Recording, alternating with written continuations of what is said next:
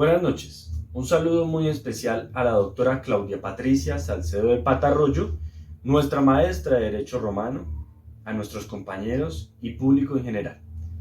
Mi nombre es Guillermo Rosso, estudiante de primero B de Derecho de la sede de FUNSA. Vamos a entrar al estudio del Derecho Romano, pero ¿cómo vamos a desarrollar ese estudio del Derecho Romano? Pues bien, nuestra maestra nos ha propuesto una metodología de periodización, la cual será fundamental para comprender la historia del derecho romano.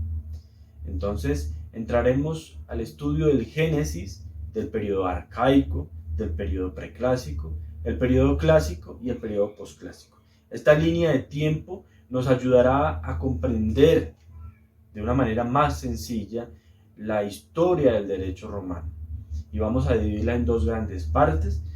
La primera parte la denominaremos parte general, que será ese compendio de saberes necesarios para poder entender la historia del derecho romano. Y entre ellas vamos a ver la historia de Roma, la estructura estatal, la evolución del derecho y la jurisprudencia. En una segunda parte, que denominaremos parte especial y llamaremos instituciones jurídicas, vamos a ver y a desarrollar el régimen de las personas, el régimen de las cosas, el régimen de las obligaciones, el régimen de los contratos y el régimen de las sucesiones. Pues bien, entonces entremos en este estudio y daré paso a mis compañeras para que aborden los siguientes temas. Continuando, a través de lo que es la estructura y el estudio del derecho romano, hablaríamos de lo que son los aportes de la filosofía en el mismo y cómo éste trasciende no solamente al espectro de Grecia, sino a través del tiempo y cómo se vuelve algo tan importante y vital para lo que hoy conoceríamos como las leyes, no solamente habladas, sino también escritas. Hablamos del ius positivismo y del ius naturalismo. El ius positivismo está basado en normas y el ius naturalismo es justicia y valores. Lo que tendrían en común estos dos son los hechos jurídicos y la dimensión sociológica que los atañe a los dos. Partiendo de esto, en el siglo VIII decimos que hay un ordenamiento de gobierno que permitiría la democracia que hoy conocemos y también se da la publicación de leyes y existe una transición entre el derecho constitucionario y el derecho positivo. También hay una influencia en el entorno de la lucha de igualdad que se le exige a los patricios de ese tiempo, los padres del pueblo, y nacería lo que hoy conocemos como la ley de las 12 tablas. Pasamos del derecho público y el derecho positivo, lo que son las teorías de justicia no solamente en Grecia, sino ya empieza a formarse en otros pueblos que están al lado de ellos. Pasamos por la Edad de Oro y empieza un periodo clásico donde hablamos del Isis y el Cosmo, el Logos y el Nomos, y lo que sería para ellos la teoría de justicia con base en los valores y las normas de estas dimensiones sociológicas que ya hemos dado anteriormente. Bueno, como anteriormente lo mencionó mi compañero, vamos a hablar sobre la importancia del derecho romano. Podemos ver que el derecho romano ha sufrido un constante cambio y una constante evolución a través del tiempo, adaptándose a las circunstancias. Este influyó también en la Constitución Política de Colombia y podemos ver que es la base fundamental del derecho actual. Podemos ver la relación entre el Código Civil colombiano y el derecho romano, ya que influyó mucho en su estructuración, los cuales se dividen en 4 partes, donde está el del régimen personal, el régimen de bienes, el régimen de sucesiones y el régimen de obligación y contratos. Podemos ver que en el régimen personal está el desarrollo personalístico, lo cual se encarga sobre dar la dignificación humana. En el régimen de bienes podemos ver que se desarrolla el derecho real, los cuales son los bienes económicos que tiene una persona. En el régimen de sucesiones podemos ver el derecho universal, los cuales se genera un bien o una sucesión a una persona dependiendo si es familiar o simplemente por la ley. Podemos ver que en el derecho de obligación y bienes se desarrolla el derecho personal, los cuales la persona por el simple hecho de nacer genera obligaciones y pueden ser obligaciones o económicas o obligaciones correlacionales, los cuales también pueden ser reclamados por algún hecho que haya hecho la persona según las obligaciones que tenga. Listo, eso es todo y muchas gracias. Podemos ver, la siguiente compañera va a hablar. Definición de derecho romano. Este se trata de un sistema de fuente que varía a lo largo del transcurso de la historia, pero tengamos en cuenta que este depende de la percepción que se le dé. Como para el profesor Eugenio Bettit, se trata de un conjunto de principios que rigen la sociedad romana en diversas épocas.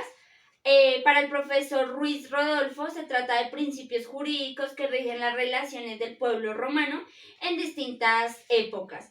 Como para el profesor Augusto Montenegro González, el derecho es sin duda la máxima creación intelectual del pueblo romano y por lo tanto su legado más valioso cultural para la humanidad. La civilización, constituida por una sociedad política y por un ordenamiento estatal, inicia en el siglo VIII a.C. y termina en el siglo VI después de Cristo. Esto va cambiando con el tiempo, hablando de crisis económicas, crisis de desarrollo y crisis de decadencia. El derecho romano tiene las diversas aplicaciones. Uno, derecho jurídico y del pasado, que es cuando venimos a hablar del ius romano como ordenamiento jurídico. Dos, recopilación de libros, que se trata de la identificación de los libros que se encontrarían como ordenamiento jurídico vigente. Tres, acontecimientos jurídicos actuales, que se trata más de una tradición jurídica experimental. La periodización. Es importante llevar una periodización del derecho romano, ya que es muy extensa en esta civilización. Esta civilización termina en el siglo VI después de Cristo y se basa en unos criterios, los cuales son políticos, religiosos, económicos, académicos y pedagógicos. Hablemos del derecho público y del derecho privado. El derecho público está en el siglo VIII la monarquía, en el siglo V la república, en el siglo I el imperio alto, que es el principado. En el derecho privado tenemos el siglo VIII a.C., que es el ius civile, solo para los ciudadanos. El siglo II a.C. está el ius gentium, que es el derecho universal como imperio, y en el siglo III después de Cristo, decadencia del derecho de Roma. Ahora hablemos de la periodización unitaria. Se trata de una conexidad y complementariedad. Está la Génesis, que inició en el siglo XII a.C., el periodo arcaico, que inició en el siglo VIII a.C., y el Civita Quiritaria, y su forma de gobierno se trata de la monarquía. El periodo preclásico inicia en el siglo IV a.C. y logra la República Nacional con el gran aporte a la jurisprudencia. El periodo postclásico, el tercer siglo después de Cristo, y se trata de un imperio absolutista. El periodo clásico, siglo I a.C., inicia con Octaviano como primer príncipe, y la República Universal, forma de gobierno, también es el principado.